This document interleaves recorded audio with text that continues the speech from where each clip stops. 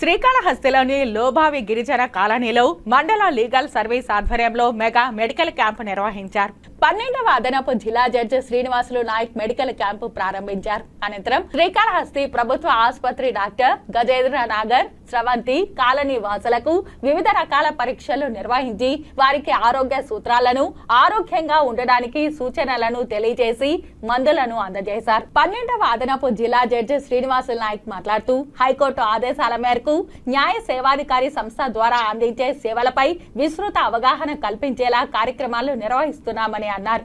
అందులో భాగంగా నేడు మండల లీగల్ సర్వీస్ ఆధ్వర్యంలో శ్రీకాళహస్తిలోని లోబావి గిరిజన కాలనీలో మెగా మెడికల్ క్యాంపు నిర్వహించి పేదల ఆరోగ్యం పట్ల తీసుకోవాల్సిన జాగ్రత్తలను తెలియజేశామన్నారు.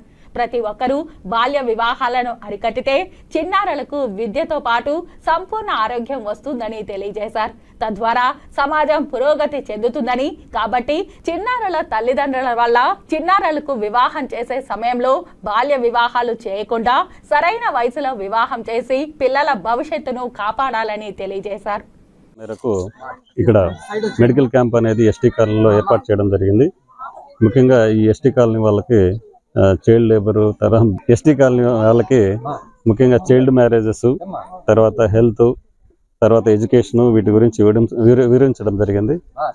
కాబట్టి నేను మీడియా ప్రజలకు కోరేది ఏమంటే, మీరు కూడా ఎడ్యుకేషన్ గురించి ముఖ్యంగా ఈ అనాథ కాలనీస్లో మీరు కొంచెం ఇనిషియేట్ తీసుకొని వాళ్ళకి బాగా పిల్లల్ని చదివించే విధంగా మోటివేషన్ చేస్తే బాగుంటుందని చెప్పేసి కోరుకుంటూ ముగిస్తున్నాను. Thank you.